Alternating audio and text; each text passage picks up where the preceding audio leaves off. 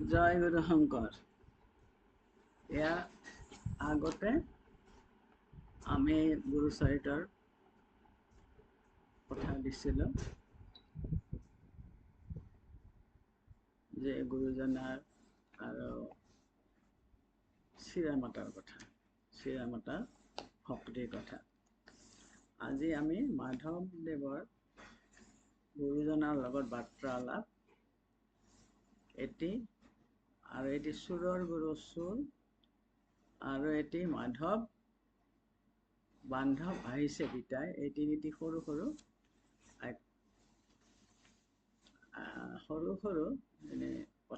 আখ্যান হিচাপে দিব বিচাৰিছোঁ। গুৰুচৰিতৰে বস্তু আপোনালোকে সকলোৱে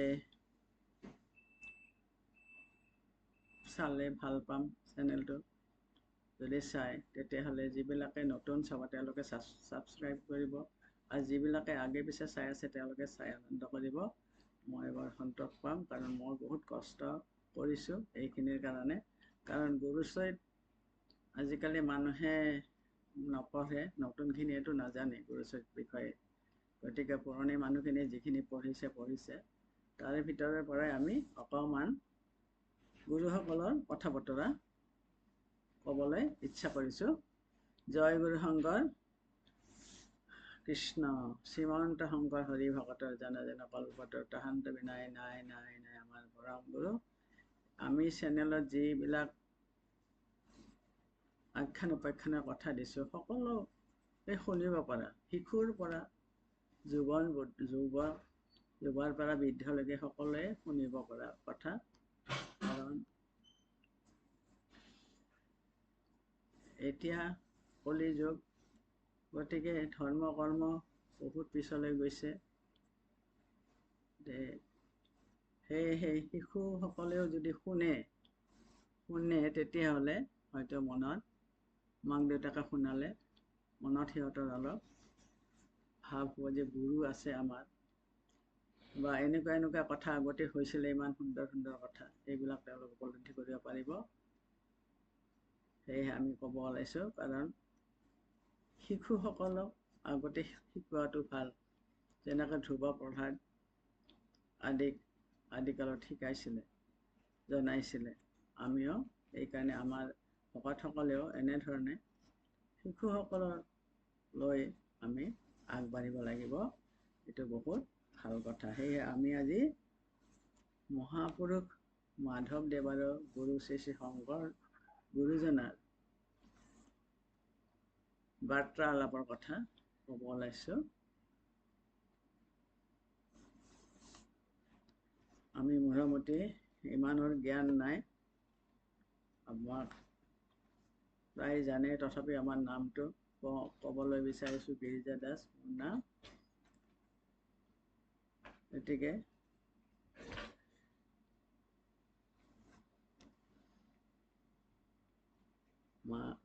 এদিন আই কালিন্দীয়ে মহাপুৰুষ গুৰুজনক ক'লে যে স্বামী, এটা বৰ গুৰুত্বপূৰ্ণ কথা ক'বলৈ ইচ্ছা কৰিছোঁ, আপুনি শুনিবনে? গুৰুজনে ক'লে, কিনো গুৰুত্বপূৰ্ণ কথা ক'বলৈ বিচাৰিছা, কোৱা, শুনিম। তেতিয়া আয়ে ক'লে, স্বামী, আমাৰ মাধৱ পুৰুষ যে বোলে, মাধৱ পুৰুষ, কিবা হ'ল? মাধৱ পুৰুষে সদায় আপোনাৰ সেৱা কৰিবলৈ আহে, ৰাতিপুৱাতে আহে, দুপৰীয়ালৈকে থাকে, এবেলা থাকি পেলাই আপোনাৰ সমস্ত কৰ্ম, আমি একোৱে কৰিব নালাগে, তেওঁ পানী দিয়া, পানীৰ পৰা পীৰালৈকে আৰু পীৰাৰ পৰা আপোনাৰ খৰমজুৰিলৈকে তেওঁ সমস্ত কাম কৰে, আমি চাইহে থাকোঁ। আৰু তেওঁ লৰালৰিকৈ গৃহলৈ গৈ পেলাই ৰান্ধি বাঢ়ি, অকলশৰীয়া মানুহ ৰান্ধি বাঢ়ি খাই আকৌ তৰা নৰাকৈ আহি পেলাই আপোনাৰ সেৱা ধৰে। ভাগৱত শাস্ত্ৰ অধ্যয়নত তেওঁ মনোনিৱেশ কৰে। গতিকে তেওঁ কম কষ্ট হয়নে গুৰুজন? বোলে হয়তো, কষ্টটো হয়ে, ময়ো দেখি আছোঁ, কিন্তু মাধৱে কি কৰিব তেতিয়াহ'লে? তেওঁক বিবাহৰ কথা কওকচোন। বিবাহ? কিয়? বিবাহ কৰাবৰ যদি মত কৰে, আপুনি ক'লে নিশ্চয় শুনিব। গতিকে তেওঁ যদি ইচ্ছা কৰে তেতিয়াহ'লে আমাৰ কন্যা ৰুক্মিণীকে দিওঁ দিয়ক। গুৰুজনে অলপমান হাঁহিলে, হাঁহি পেলাই ক'লে, হে ৰামানন্দৰ মাক, তুমি মাধৱৰ আগৰ কথা শুনিছিলানে? কি বা কথা? যে মোক যেতিয়া গুৰু হিচাপে তেওঁ পালে, তেওঁতো এজন শাক্তধৰ্মী পুৰুষ আছিল, মহাপণ্ডিত আছিলে, কিন্তু যেতিয়া মোৰ লগত তৰ্ক যুদ্ধত হাৰি আমি মণিকাঞ্চন সংযোগ হলো, তেতিয়া মাধৱে মোক পৰম ঈশ্বৰ গুৰু বুলিয়ে মানিছে তেতিয়াৰ পৰা। আৰু তেওঁ মোক গুৰু মানাৰ আগতেই এগৰাকী কন্যাক জোৰোণ পিন্ধাইছিলে বিবাহ কৰিবলৈ। পিছত যেতিয়া আমাৰ গুৰু ধৰ্মত সোমালে, শৰণীয়া হ'ল, তেতিয়া শৰণ হৰিনাম ধৰ্মত তেওঁ দেহ মন সমস্ত অৰ্পণ কৰিলে। তেতিয়াই তেওঁ কি কৰিলে, জোৰোণৰ কন্যা ফিৰাই দিলে আৰু তাৰ জোৰোণৰ বস্তু লৈ আহিছিলে। তুমি নিশ্চয় শুনিছা। বোলে বহুদিনৰ কথা, হয় আপুনি কৈছিল এইটো কেতিয়াবা, হয়তো নহয়, এতিয়া আপুনি গুৰু, আপোনাৰ কথা নিশ্চয় তেওঁ শুনিব, কাৰণ আপোনাৰ একাষাৰী কথাও তেওঁ নেপেলায়, মই দেখি আছো, চাই আছো। কৈ চাওকচোন প্ৰভু। হয় নেকি? ঠিক আছে, তেতিয়াহ'লে তুমি ক'বলৈ দিছা, মই ক'ম বাৰু। এই বুলি ভাবি থাকোঁতে মাধৱদেৱ আহি ওলালে। তেওঁ মাধৱদেৱক দেখি পেলাই অলপ মিচিকে হাঁহি ক'লে, মাধৱ, আজি আমি অকণমান বিষয় কথাকে পাতো দিয়াচোন তোমাৰ সৈতে। গুৰুজন হঠাতে আজি বিষয় আলাপ কৰাৰ কথা ক'লে যে, কি হ'বা? ক'লে, নহয়, তোমাৰ বৰ কষ্ট দেখিছোঁ। তোমাৰ মাৰে কৈছে, ৰামানন্দৰ মাকে কৈছে যে তেওঁৰ বৰ কষ্ট হৈছে, তুমি বিবাহ কৰাই লোৱা, তেতিয়াহ'লে তোমাৰ দুখ কষ্ট কমিব। তেতিয়া মাধৱ পুৰুষে ক'লে, তুমি সংসাৰ ধৰ্ম পালন কৰা মাধৱ,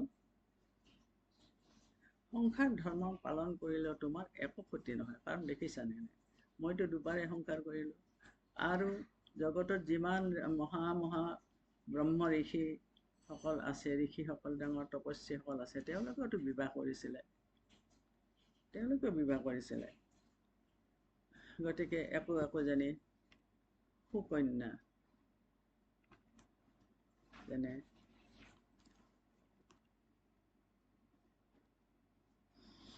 অনুসূয়া, অৰুন্ধতী, ৰেণুকা, দেৱহূতিৰ দৰে সৰ্বগুণ সম্পন্না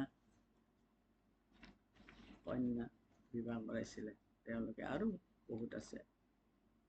গৌতম ঋষি অহল্যাক বিয়া কৰিছিলে, বিনা কাৰণত অহল্যাক তেওঁ অভিশাপ দিছিলে, পিছত ভগৱন্ত ৰামে তেওঁক আৰু তেওঁ জীৱন দান দিছিলে। এইবিলাক চব শাস্ত্ৰৰ কথা জানি আছা, সঁচা কথা, মিছা নহয়। গতিকে তুমি বিবাহ কৰোৱা, গড় বান্ধি যুঁজিলে ৰথি বুলি কয়, জানানে? যে মাধৱদেৱে ক'লে, গুৰুজন,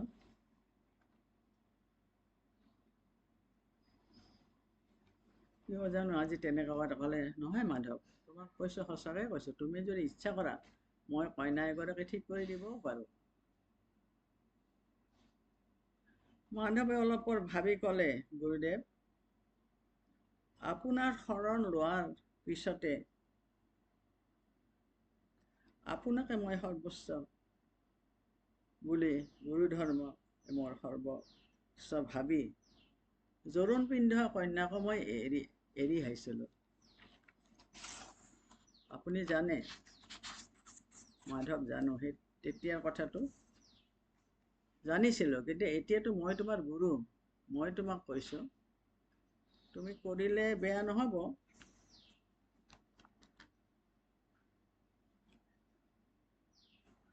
তেতিয়া মাধৱদেৱে ক'লে, হে গুৰুদেৱ, আপোনাৰ চৰণত মই প্ৰণাম কৰিলো। আপোনাক লগ পোৱাৰ পিছত, আপোনাৰ প্ৰৱৰ্তিত ধৰ্মৰ পাছত জোৰোণ পিন্ধা কন্যাক মই ফিৰাই দিছিলো, আপুনি সমস্তখিনি জানে। মই ভাবিলো বিবাহ বিষয় এইবিলাকত থাকিলে মই ঈশ্বৰ সেৱা, গুৰু সেৱা, ভকত সেৱাত মোৰ জ্যোতি পৰিব পাৰে। সেয়েহে মই সেই সকলো ত্যাগ কৰি তোমাৰ অভয় চৰণে শৰণে পকিলো। ভগৱন্তৰ অভয় চৰণ, গুৰুৰ অভয় চৰণ, ভকতৰ চৰণত। তাকেই মই বৰ আনন্দ কৰি পালন কৰি আছো গুৰুদেৱ। আপুনি মোক আৰু এনে কথা নকব। গুৰু সেৱাই মোৰ সৰ্বস্ব। মোক আৰু তেনে কথা কয় মনত, তেনে কথা ক'লে মনত মই অকণমান দুখে পাওঁ। আপুনি মোৰ গুৰু, পিতা, মাতা, ধাতা, বিধাতা। গতিকে আপুনি কৈছে গড় বান্ধি যুঁজিলে ৰথি। কিন্তু হে গুৰুদেৱ, গড় নাবান্ধাকৈ যুঁজিলেতো মহাৰথী নহয় জানো? গড় নাবান্ধাকৈ মই যুঁজিব বিচাৰিছো, মই মহাৰথী হ'ব খুজিছো গুৰুদেৱ। তেতিয়া গুৰুজনে আৰু মনে মনে থাকিল। আৰু এদিনৰ কথা মনে মনে থাকিল। তাৰপিছত কালিন্দী কথাখিনি বুজাই দিলে। কালিন্দী আয়ে কিন্তু তেওঁ সেই আশা ত্যাগ কৰা নাছিল। তেওঁ সদা সৰ্বদা মাধৱ আহিলে তেওঁ ৰুক্মিণীৰ দ্বাৰাই পীৰাখন দিয়ে, ৰুক্মিণীৰ দ্বাৰাই পানী গিলাচ দিয়ে, ৰুক্মিণীৰ দ্বাৰাই ভোজনৰ বস্তু দিয়ে, আৰু মাধৱে আনন্দমৰে খায়। কাৰণ গুৰু কন্যা ভনীৰ সমান, নিজৰ ভনীৰ সমান।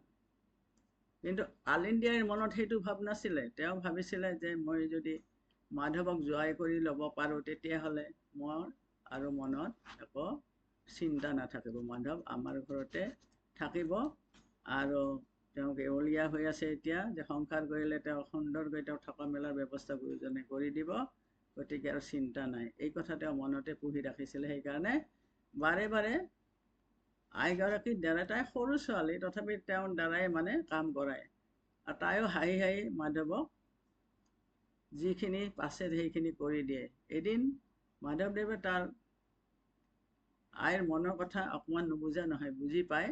এদিন তেওঁ কি কৰিলে, ৰুক্মিণীয়ে কন্যা ৰুক্মিণী গুৰুজনাৰ, ৰুক্মিণী আই পদূলিমুখতে বহি ফেলে গোটেই ধূলি বালিৰ মাজতে সোমাই ফেলে কিবা কিবি কৰি আছে। গোটেই গাটো ধূলিয়ে ধূসৰ হৈ পৰিছে। তেতিয়া তেওঁ আই কি কৰিলে, ডাং কলা কৰি ফেলে কান্ধত তুলি ল'লে, লৈ ফেলে গৈ ফেলে কালিন্দীৰ আইৰ ওচৰত নমাই দিলে। আই চোৱাচোন আপোনাৰ কন্যাৰ কাম, গোটেই গাটো ধূলি মকটি একাকাৰ হৈ পৰিছে, কাপোৰ কানি চব লেতেৰা হ'ল। আপুনি তাইক ধুৱাই তুলি সুন্দৰ বস্ত্ৰ পিন্ধাওক, মই লৈ আহিলোঁ। কালিন্দীৰে দেখি অবাক, কাৰণ তেওঁ কন্যাজনীক কান্ধত লৈ আহিছে।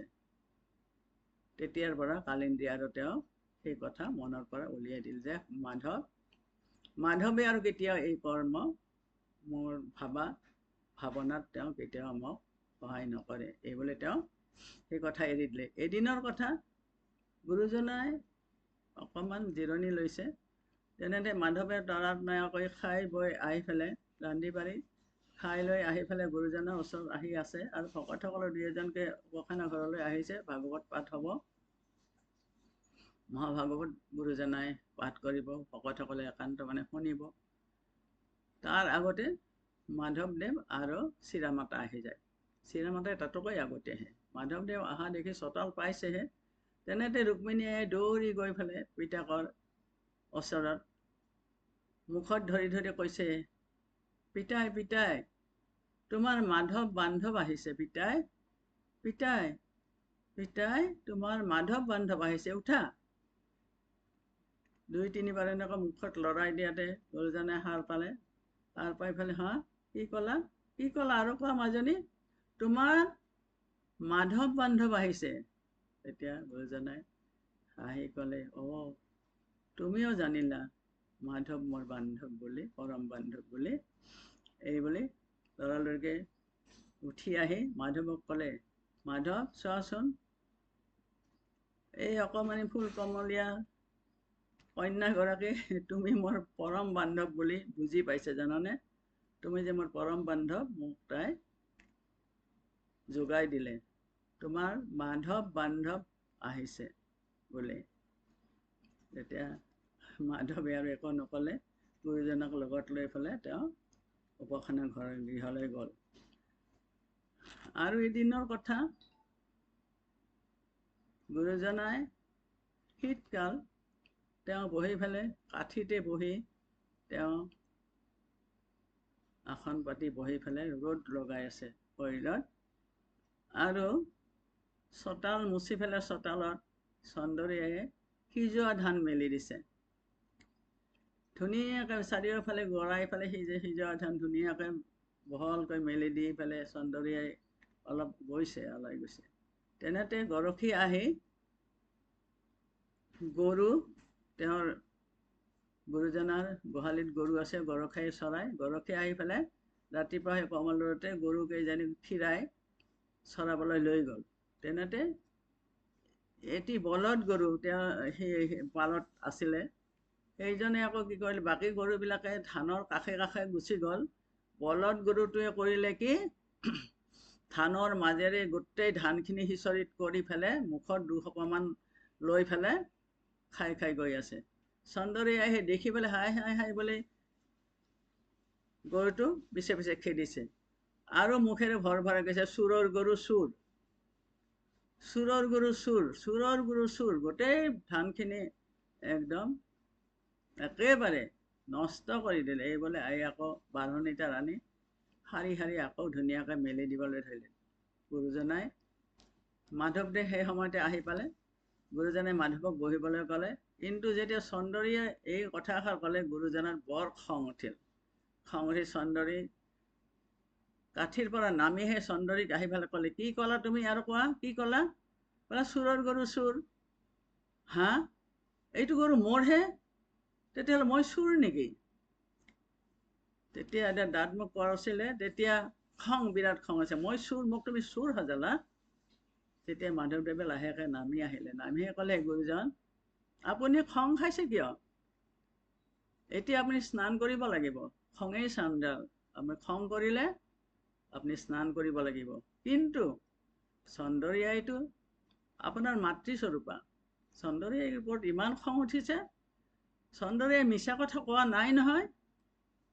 ঠিকেইতো কৈছে, আপুনি জানো গকুলত গোপীৰ ঘৰত দৈ মাখন চুৰ কৰি খোৱা নাছিলে? আৰু যশোদা মাতৃৰ ওচৰত যেতিয়া গোচৰ দিছিলে, আপোনাক মাতৃয়ে জানো উৰলত বান্ধি থোৱা নাছিলে?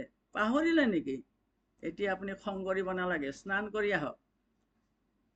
তেতিয়া গুৰুজনাই মাধৱৰ কথা শুনি তলমূৰ কৰি অলপ সময় চিন্তা কৰি পেলাই মুখটো টুৱাই পেলাই অকণমান হাঁহি পেলাই, আপুনি হাঁহিলে নহ'ব, আপুনি এতিয়া স্নান কৰি আহক, আপুনি চণ্ডালৰ কাম কৰিলে, খঙেই ৰাগেই চণ্ডাল, এইটো কৰ্ম আপুনি গুৰু হৈ এনেকুৱা কাম কৰিলে, আৰু চন্দৰী আপোনাৰ মাতৃ। তেতিয়া গুৰুজনাই গৈ পেলাই স্নান কৰি আকৌ নৱবস্ত্ৰ পিন্ধি আহি পেলাই মাধৱৰ ওচৰত বহি ক'লে, মাধৱ, হে বৰা, তোমাৰ লগত আৰু কোনে বলে নোৱাৰে, তোমাৰ লগত আৰু কোনেও বলে নোৱাৰে। তুমি মোক কি কথা কয়, ক'ৰ কথা ক'লৈ লৈ গ'লা? বোলে গুৰুজন, ভুল হ'লে মোক ক্ষমা কৰিব, কিন্তু মই ভুল কথা কোৱা নাই, সঁচা কথাই কৈছোঁ।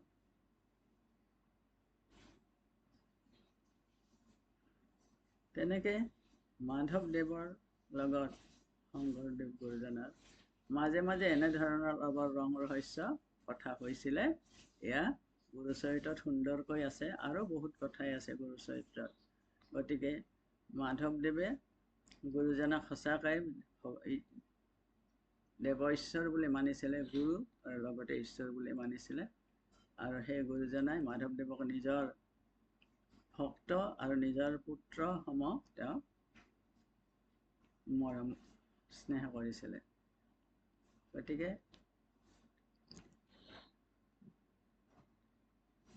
গুৰুজনাই মাধৱদেৱক